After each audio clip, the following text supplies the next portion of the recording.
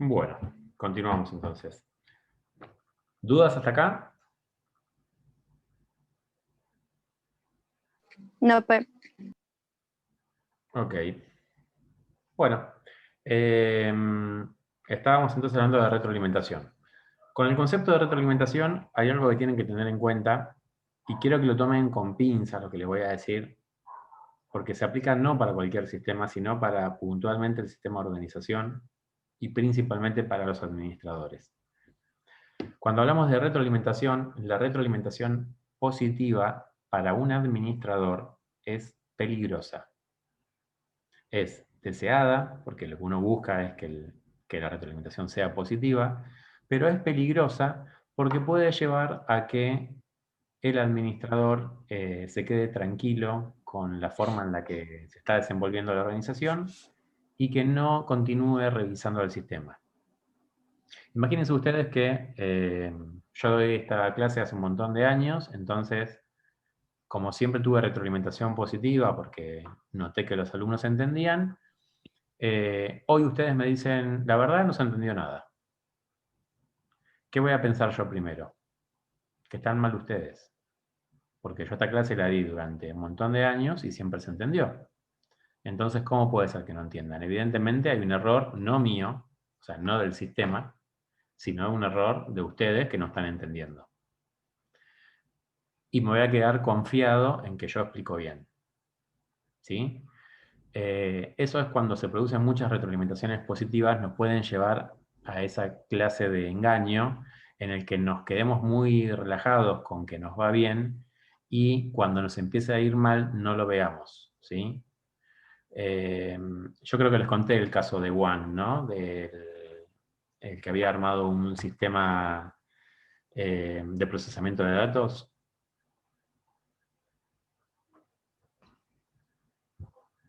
Ok, me parece que me quedé hablando solo porque quedaron todos congelados. ¿Ustedes me escuchan? Ahora sí. ¿Me escuchan ahí? Bien, macho, ahí estás. Falta el video. ¿Me ven o no? No, todavía no. Ahí está, sí, sí, perdón, fui yo. Bueno, perfecto. Profe, Bueno, ahí. no sé hasta dónde me escucharon, no sé hasta dónde quedó porque de golpe quedaron todos duros. hasta el administrador, ¿qué pasaba si tenía una retroalimentación positiva? Ok, bien. Entonces le decía, la retroalimentación positiva es peligrosa para el administrador porque puede llevar a que uno se duerma en sus laureles. Hay un caso que no sé si se los conté, que es el caso de Juan, que tenía un procesador de textos. ¿Se los conté ya o no? Ok, bien, entonces se los cuento. Bueno, una empresa se llamaba One, había armado un procesador de texto. ¿Sí? Tenía un procesador de texto que era de los primeros, o sea, el procesador de texto estamos hablando de lo que hoy conocemos como Word, pero era de los primeros. Entonces, bueno, era una innovación y le fue realmente muy bien. Pasó a ser una de las empresas más importantes del mundo, tenía más de 20.000 empleados, porque lograba reemplazar a las máquinas de escribir con sus computadoras que tenían su procesador de texto. Como a este señor le iba muy bien, se le acercan un par de empresas para ofrecerle asociarse. Y él les dice que no a las dos empresas. La primera empresa que se le acerca es IBM. IBM lo que le ofrece es, a partir de la computadora personal, lo que conocemos hoy como PC, que Juan pusiera su procesador de texto en todas las PC IBM. Y Juan dijo, no, a mí me va bien como me está yendo, yo voy a seguir vendiendo computadora y procesador de texto todo junto, ustedes no vengan a colgarse de mí, así que no. y desestimó a IBM. La segunda empresa que se le acercó es una empresa que era pequeña en ese momento, que venía con algunas ideas un tanto innovadoras y que quería asociarse a Wang porque le parecía que era una empresa de punta y de innovación. Y Wang le dijo que no también porque era una empresa muy chiquita, que no la conocía nadie. Esa empresa se llamaba Apple. ¿Sí? No sé si la conocen. Tanto Apple como IBM son dos grandes empresas hoy en día y de Wang nadie conoce absolutamente nada porque en la década del 80 quebró. En menos de 3 años pasó de ser una de las primeras 150 empresas del mundo a quebrar. ¿Por qué? Porque tenía retroalimentación positiva y se quedó con esa retroalimentación positiva y se durmió en los laureles. No vio cuando la retroalimentación empezó a ser negativa porque estaba convencido de que lo que él hacía estaba bien. Por eso decimos que la retroalimentación positiva para un administrador es un tanto peligrosa. La retroalimentación negativa, en cambio, para el administrador es la que le brinda más información. ¿Por qué? Porque le está mostrando de que hay algo que está funcionando mal. Y lo obliga al administrador a analizar todo el sistema. Las entradas, el proceso y las salidas. Solemos pensar de que cuando algo está mal en un sistema tiene que ver con el proceso. Y muchas veces no necesariamente tiene que ser así. El error puede estar en las entradas o inclusive en las salidas. En las entradas puede estar, imagínense ustedes que hacen un plato de comida y el proceso es perfecto, pero uno de los ingredientes con los que cocinaron estaba podrido. Bueno, ya con ese ingrediente podrido el plato va a salir mal. Y el problema, si no, también puede llegar a estar en la salida. Quizás está bien todo lo que hago un producto que es innovador, que tiene un buen costo, que a la gente le puede llegar a interesar, pero es feo. El paquete es feo, no es atractivo, es incómodo, es muy grande, no sé. Tiene algo que hace que en la salida impide tener una retroalimentación positiva. Entonces, la retroalimentación negativa va a ser, por ejemplo, este producto no se vende. Ok, ¿por qué no se vende? Cuando yo me pregunto por qué no se vende, tengo que analizar todo el sistema. Por eso decimos que la retroalimentación negativa al administrador le brinda más información. No quiere decir esto de que a uno le dé retroalimentación negativa y diga, uy, qué bien, qué bueno, me está yendo mal. No, nadie quiere eso. Pero sí que nos brinda más información para poder seguir mejorando la organización. Bien. Hecha esta salvedad, vamos a ver 3 conceptos más y ya con eso quedamos liberados en el día de hoy, que son 3 características, 3 propiedades que son propias de todos los sistemas. Todos los sistemas, todos los ejemplos que estuvimos mencionando en la primera parte, tienen estas 3 características. La primera que vamos a mencionar se llama sinergia. ¿Escucharon alguna vez hablar de este concepto? Algunos no, algunos sí. Belén, ¿te acordás más o menos de qué se trata? No, pero el nombre te suena.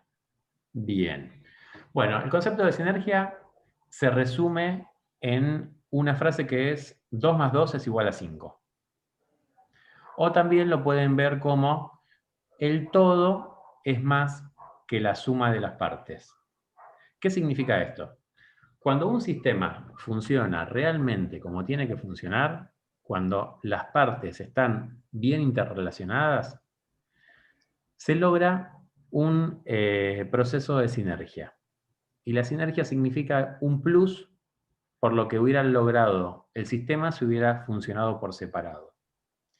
Si yo tengo 10 vendedores, si los 10 vendedores trabajan todos por separado, van a obtener una determinada cantidad de ventas. Si funcionan como un equipo de venta todos juntos, se va a obtener un resultado mejor. Van a vender más. ¿Sí? El principal ejemplo en las organizaciones de sinergia es el trabajo en equipo. Cuando un equipo funciona bien, produce sinergia. Por lo tanto, produce más que lo que hubieran producido cada uno de sus integrantes, cada una de sus partes por separado. ¿Se entiende? Todos los sistemas tienen esta propiedad. Cuando funcionan de manera mancomunada, generan sinergia y generan un plus. Yo siempre les doy un ejemplo con el cuerpo humano que es Frankenstein. ¿Lo conocen? ¿Escucharon alguna vez hablar de Frankenstein? Algunos sí, algunos ponen cara de qué estás hablando. Sí, sí. Bueno, Frankenstein era un doctor que decide armar un ser humano. Entonces, ¿qué dice? Bueno, ¿qué es un ser humano? Y un ser humano es una sumatoria de partes. Entonces empieza a juntar partes. Agarra cadáveres y los va uniendo y junta 2 brazos, 2 piernas, una cabeza, un torso, mete todos los órganos adentro. Dice, bueno, para que esto funcione hay que darle energía también. Entonces, a partir de la caída de un rayo, le da energía a ese cuerpo y toma vida. Lo que termina creando es un monstruo, que es el monstruo de Frankenstein, que no es un ser humano. ¿Por qué? Porque un ser humano, cuando funcionan todos sus elementos juntos, unidos, genera sinergia. Esto quiere decir que un ser humano es mucho más que 2 brazos, 2 piernas, una cabeza, un torso. ¿Sí? Entonces, el monstruo de Frankenstein no tiene sinergia y es simplemente una sumatoria de partes. Todos los sistemas tienen la facultad de poder producir sinergia. Y esto se genera cuando funcionan bien en conjunto. ¿Ok? Por eso es que se hincha tanto en administración con el trabajo en equipo, porque genera sinergia. Es decir, que llevándolo a niveles administrativos, lo que estamos generando es mayor productividad. Se produce más cuando se trabaja en equipo que cuando se trabaja en forma individual. ¿Bien? ¿Por qué? Porque es una propiedad de los sistemas y las organizaciones son sistemas. El segundo concepto que vamos a ver se llama entropía. Y acá les voy a pedir que presten mucha atención. La primera definición de entropía es la pérdida de comunicación entre las partes de un sistema, lo cual va generando que se desintegre el sistema. La entropía es un proceso natural que se produce en todos los sistemas, que lo lleva al sistema a perder continuamente energía. Y es algo que se produce de forma natural. Por ejemplo, un equipo de trabajo que funciona bien, que están todos unidos trabajando, cuando trabajan juntos durante mucho tiempo, empieza a haber ciertas falencias, empieza a haber ciertas caídas en la productividad. Y no tiene que ver con que las personas sean malas personas, sino que tiene que ver con un proceso de entropía, que hace que ese sistema esté perdiendo energía. Lo mismo pasa con el cuerpo humano. Uno cuando nace, nace con una determinada cantidad de energía y con el paso del tiempo va perdiendo energía y las partes van empezando a tener problemas de comunicación. Por eso es que las enfermedades asociadas a la vejez, como el Alzheimer, por ejemplo, tienen que ver con problemas neurológicos de comunicación entre las neuronas. Y no se producen de manera natural, se producen simplemente por el paso del tiempo. Se producen por un proceso de entropía. Entonces, atacar la entropía es algo negativo, es algo malo. ¿Sí? ¿Por qué? Porque es la pérdida de energía del sistema. Hay un segundo concepto ligado al concepto de entropía, que es el concepto de entropía negativa. Y acá tienen que prestar mucha atención. El concepto de entropía negativa es un concepto positivo. Estamos negando un concepto que ya de por sí era negativo. Entonces si la entropía es la pérdida de energía, la entropía negativa es la no pérdida de energía. O dicho de otra manera, es recuperar la energía. Bien, estamos negando un concepto negativo. Acá se aplica perfectamente la matemática, al menos por menos da más. Vieron que para algo servía eso. Era solo para esto, después no sirve para más nada, pero para esto justo servía. Entonces, como negamos un concepto negativo, en realidad estamos hablando de un concepto positivo, la no pérdida de energía. ¿Cómo se produce esta entropía negativa en los sistemas? Se logra a partir de la apertura del sistema, de la apertura al ambiente que la rodea. Si el sistema permanece cerrado todo el tiempo, el proceso de entropía va a hacer que el sistema pierda energía hasta que muera. Imagínense ustedes una empresa en la que hace 40 años trabaje el mismo personal, la misma gente. durante 40 años todos trabajando. Esa empresa está destinada en algún momento a desaparecer por el mismo proceso de entropía. Entonces, ¿cómo se generaría entropía negativa? Bueno, generando una apertura del sistema e incorporando, por ejemplo, nuevas personas que vengan con nuevas ideas, con nueva energía, con nuevas ganas, incorporando a un gerente que sea un licenciado en administración, incorporando un ingeniero, es decir, incorporando información, conocimiento de la afuera. ¿Sí? Profe, Sí. ¿y el personal ese, qué haces? ¿Lo cambias de área? ¿Lo echás? ¿Qué haces?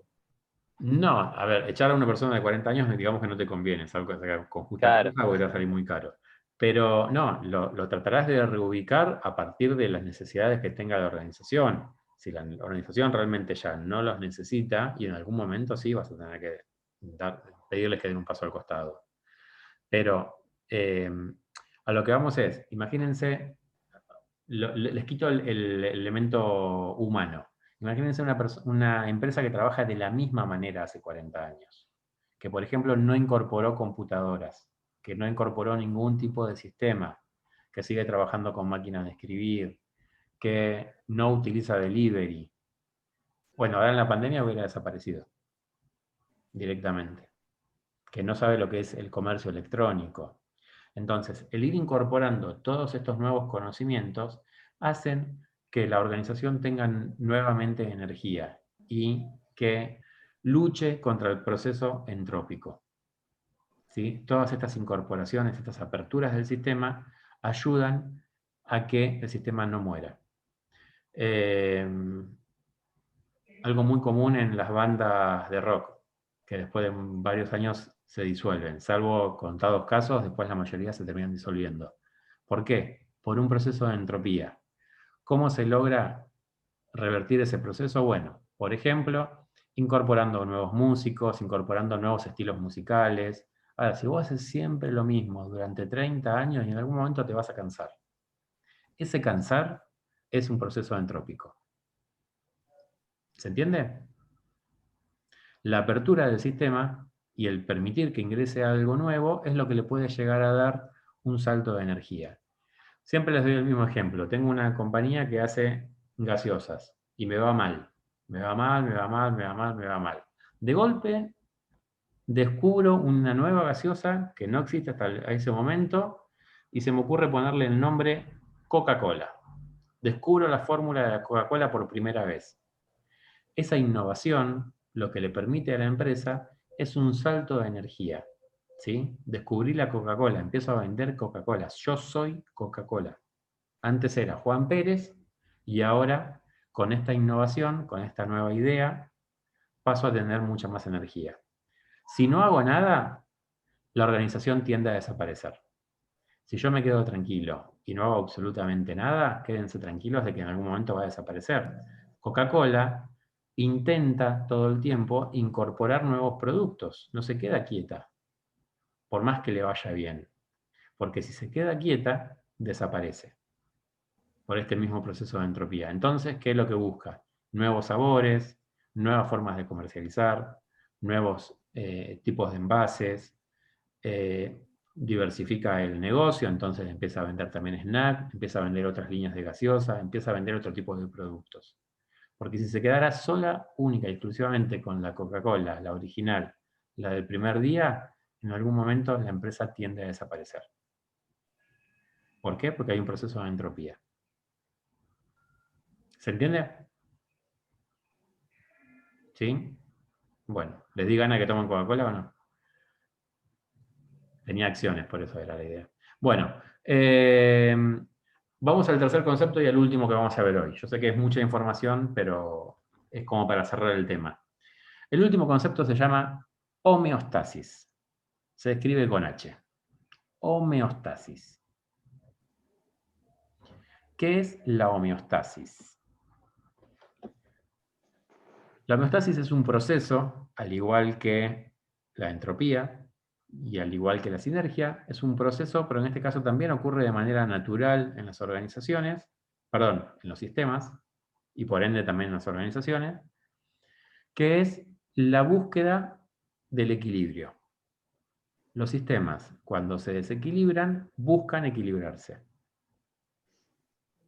Se activan mecanismos automáticos que hacen que el sistema intente equilibrarse. Esto lo lleva al sistema, por un lado, a la supervivencia y a la autoorganización, pero por otro lado, hace que los sistemas les cueste aceptar un cambio. Porque lo que tiende un sistema a hacer es a rechazar el cambio a partir de este proceso de homeostasis, de búsqueda de equilibrio. Un ejemplo es cualquiera de ustedes que trabaje, imagínense que le cambian el sistema con el que trabajan. Ustedes tienen un sistema que utilizan todo el tiempo para laburar y el día de mañana se lo cambian. Lo primero que genera es rechazo. Y no genera rechazo porque las personas sean malas o porque no quieran trabajar. Genera rechazo por este concepto de homeostasis. Uno busca el equilibrio. ¿Y el equilibrio dónde está? El equilibrio está en el sistema anterior. Porque es lo que conozco, es lo que ya sé usar. A mí me ha pasado en la oficina que trajeron una fotocopiadora nueva y todo el mundo se quejaba de la fotocopiadora nueva. Porque era digital, porque tenía un montón de botones, que la otra era más fácil, que la otra, cuando se trababa, sabías arreglarla, porque la golpeabas, le pegabas en una parte y arrancaba. Tenías que pegarle, o sea, y preferían esa y no la nueva. La nueva vos agarrabas un manojo de hojas, lo tirabas para arriba y ya caía un libro armado, más o menos. Todo el mundo se quejaba de la fotocopiadora nueva. Más allá de todas las virtudes que podía llegar a tener. ¿Por qué? Porque queremos lo anterior. ¿Y por qué queremos lo anterior? Porque ese es nuestro punto de equilibrio. Cuando va pasando el tiempo, cuando uno empieza a usar la fotocopiadora nueva, empieza a darse cuenta de que es mucho mejor que la fotocopiadora anterior. Se empieza a amigar, la empieza a conocer, y a partir de ese momento, el sistema acepta el cambio. Pero para eso hubo primero todo un proceso de rechazo, de resistencia. Y ese proceso se produce a partir de la homeostasis. Y es un proceso natural en todos los sistemas, por lo tanto es un proceso natural en los seres humanos, y por lo tanto es algo que ocurre natural en las organizaciones.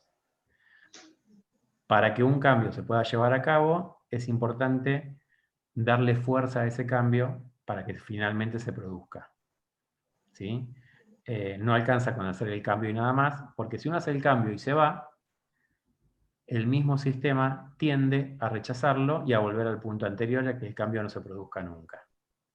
¿Sí? Imagínense ustedes que les dicen, no sé, para aprobar las materias tienen que sí o sí entrar a todas las reuniones de Zoom. Si no, no pueden aprobar las materias. En el primer cuatrimestre hacen una materia, no van a la mitad de los Zoom y la aprueban igual. El segundo cuatrimestre, ¿van a ir a todos los Zoom? Ya con este antecedente. Ya sé que no pasa nada. Entonces, cuando no pasa nada, es cuando el cambio se tira para atrás. Para que uno logre que el cambio se produzca, uno tiene que controlar ese cambio y tiene que ver que efectivamente los comportamientos vayan hacia ese cambio. Es decir, si vos faltaste a un Zoom, quedaste afuera del curso. ¿Sí? Si ese fuera el cambio que uno propone. Bastante dictatorial igual, ¿no? Pero bueno, va como ejemplo nada más. El cuerpo humano tiene un proceso de homeostasis en el momento... No sé si alguno viajó alguna vez a un lugar con altura. ¿Tuvieron la posibilidad de viajar a algún lugar que tuviera mucha altura? ¿Qué pasa cuando vas a un lugar con altura? Los que han ido. Se te apunan los oídos. Te apunas, ¿sí? Los oídos, ¿qué te sucede físicamente? ¿Qué sentís? Que no puedo escuchar bien, como que se me tapan. Se tapan los oídos, ok. ¿Puede ser lo mismo viajar en un avión? Sí, es lo mismo que viajar en avión. Pero imagínense que van a, no sé si los que siguen fútbol quizás, cuando hay un partido que se juega en La Paz, en Bolivia, siempre hay toda una cuestión de la altura, del oxígeno, de la falta de aire de los jugadores, que te cansás más rápido, que es real. Cuando uno está en un lugar con altura, ingresa menor cantidad de oxígeno al cuerpo. Entonces el cuerpo lo que tiene que hacer, el corazón, para suplir esa cantidad de oxígeno, lo que empieza a hacer es a bombear más fuerte. Y eso es algo automático que se produce, que es para llegar al punto de equilibrio de oxígeno con el que el cuerpo se venía manejando.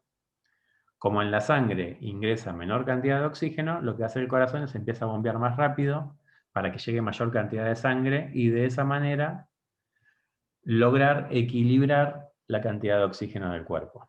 ¿Sí? Imagínense que trabajamos con una cantidad de oxígeno de 100, cuando vamos a un lugar de altura el oxígeno baja a 60, entonces el corazón bombea más rápido y la mayor cantidad de sangre termina llevando a cada sector del cuerpo un nivel de oxígeno de 100.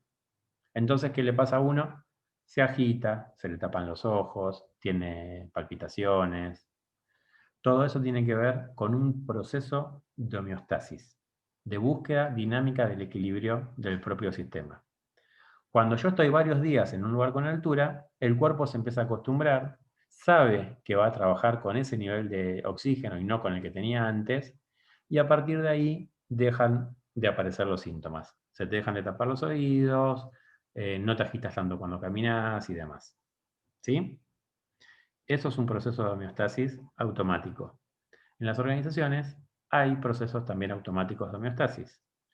Cuando falta un compañero de trabajo, muchas veces, si el equipo está funcionando bien, solo se activan mecanismos de reemplazo de ese compañero, en el que todos trabajan un poquitito más para reemplazar a esa persona que falta, para volver al equilibrio en el que tenían que estar. ¿Bien? La homeostasis nos sirve principalmente para reconocerla y para darnos cuenta de que cuando un cambio no se produce en una organización es porque hay un proceso de homeostasis que lo está rechazando y por lo tanto tenemos que darle fuerza a ese cambio. ¿Se entiende hasta acá? Las tres propiedades que mencioné son tres propiedades comunes a todos los sistemas y que se producen de manera automática. Entonces, si nosotros entendemos que una organización es un sistema, entendemos que le pasa todo esto, que tiene entropía, es decir, si no hago nada, va a desaparecer. Que tiene la posibilidad de sinergia. Si logro que las partes trabajen en conjunto, voy a obtener un plus de energía. Y que tiene procesos de homeostasis, que va a haber mecanismos autorregulatorios que se producen de forma automática y que esos mismos mecanismos también tienden a rechazar los cambios. ¿Bien? ¿Se entiende? Sí, profe. La clase que viene vamos a ver teoría de sistemas, que es el capítulo 17, que es básicamente mucho de lo que hablamos hoy, pero bueno, es muy poquito de lo que vamos a ahondar. Hablaremos 15 minutos, no más que eso. Y el capítulo 18, que es teoría situacional. Que eso sería lo último que entra para el examen del 2 de diciembre. ¿Está bien? O sea que nos quedan capítulos 17 y 18. Bueno. ¿Dudas, inquietudes, consultas? Por el momento, yo de mi parte no. Si tengo dudas, me fijo los videos anteriores que de la clase te subió. Bueno. Porque hay unas cosas que a veces no me quedan claras, entonces leo y lo escucho. Bien. Bueno, ¿el resto? Profe, perdón. Sí, Belén. Hola. Buenas tardes, que yo me conecté un poco tarde. Perdón. Por ella lo dijiste y, o sea, el capítulo 16 no entra. No entra. Gracias. De nada. Eso fue todo. Las buenas noticias las trae Belén, se dieron cuenta ustedes. Muy bien. Bueno, si no hay más preguntas, entonces cortamos por hoy ya. Y... Profe, una consulta tenía Sí. con respecto al video que envió de la Sí. clase pasada, que fue, digamos, el video en la que hacía hincapié en que teníamos que leer el modelo de Lawrence and Lorsch, algo así. Sí. ¿Era? Sí. Bueno, respecto a eso, es el único que nos había pedido que hiciéramos hincapié. Uh-huh. Y no me quedó muy claro el tema de lo que era el modelo de diagnóstico y acción. Bien. La clase que viene, vamos a ver, yo por eso estaba tranquilo con ese tema, porque la clase que viene que vamos a ver teoría situacional, vamos a ver 4 investigaciones. Una de las 4 investigaciones es la de Lawrence y Lorsch, y vamos a repetir ese modelo, así que ahí lo vamos a ver bien en detalle. Ah, ok, porque claro, cuando yo vi el video decía que bueno, que leamos esa experiencia y bueno, hablaba de la diferenciación, la integración, pero es como que no me quedó claro justamente esos conceptos. Ok, perfecto. La clase que viene queda todo salvado de eso, así que quédate tranquila que lo Bueno, vamos a volver a ver. Por dale. eso no vale la pena que lo veamos ahora porque lo vamos a volver a charlar en el capítulo 17. Ok, profe. Bueno, ¿algo más? Una pregunta que por ahí no sé si lo dijeron al principio de la clase, entré un poco tarde. ¿El parcial que viene va a ser con la misma modalidad que el anterior? Sí, Ah, perfecto. exactamente igual. Múltiple Gracias. choice de 18 a 22, como fue el anterior. O sea, de 40 minutos. 40 minutos van a tener y en el rango de las 18 a las 22 horas lo van a poder hacer. Desde el momento que entran, Profe, 40 minutos. los capítulos son... Ok. Capítulos los capítulos son... el 10, el 11, el 13, el 14, el 15, el 17 y el 18.